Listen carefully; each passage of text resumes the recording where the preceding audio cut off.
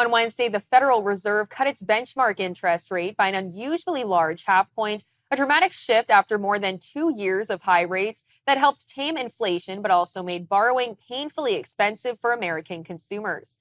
The rate cut, the Fed's first in more than 4 years, reflects its new focus on bolstering the job market, which has shown clear signs of slowing. Coming just weeks before the presidential election, the Fed's move also has the potential to scramble the economic landscape just as Americans prepare to vote.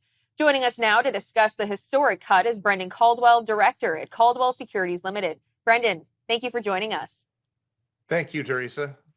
The Federal Reserve cut interest rates by half a percentage point or 50 basis points. As I mentioned, the first cut in 4 years. What are the implications? Well, I think the implications are manyfold, or manifold, if you want to actually speak English. I think they're political. I mean, I think the U.S. economy is pretty strong right now for a rate cut of any size, let alone 50 basis points, which half of 1% is rather a big, all of a sudden cut, particularly coming 6 or 7 weeks before the U.S. election. So one is tempted to say, why now? Why so much? Other than perhaps to give one political party an advantage over another, to make people feel a little bit better about things than they would have otherwise heading into the polls. So there's that. It's also unusual to cut interest rates when stock markets are hitting all-time highs.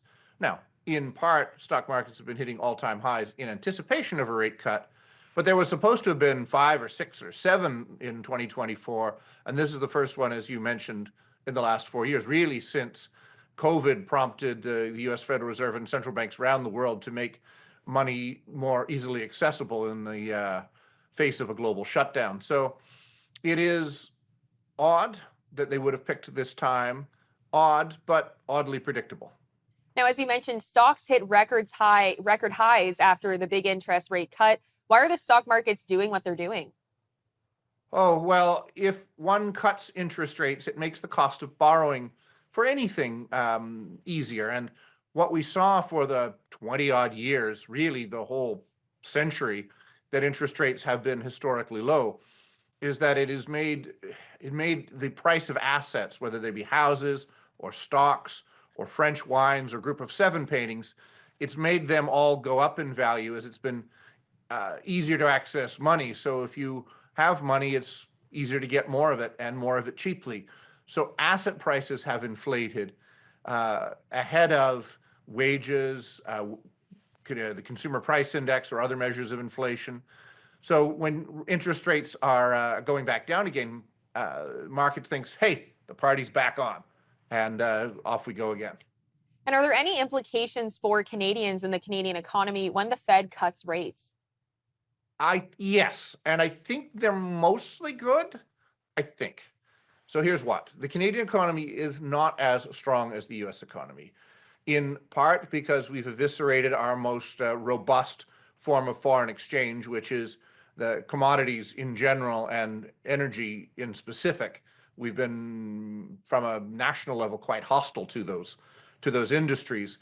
And so our economy hasn't been robust. Our productivity hasn't been as strong as the U.S.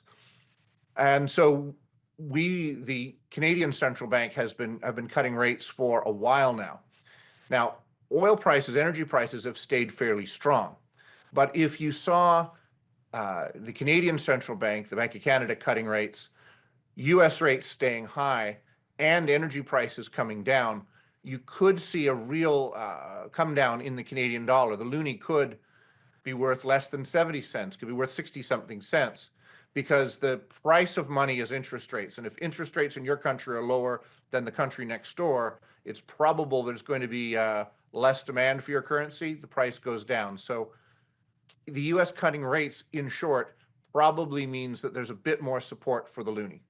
Now, we do just have under a minute, but does the big jump put extra pressure on the Bank of Canada to be more aggressive in their rate cuts? I don't know if it puts pressure on the Bank of Canada to cut rates, but it gives them the scope to cut rates a little bit more should they wish to. As I said a moment ago, if they cut rates and the U.S. doesn't, it really puts the loonie in jeopardy. So I think it'll be good for Canada. I think it'll be good for the uh, uh, for the dollar anyway. It doesn't, I mean, 70 something cents is fine for our dollar. It's, better than having it at parity, but if it gets to be much lower, then I don't think that's not really good for the price of anything we have to import. And we do have to import quite a lot that's not raw materials.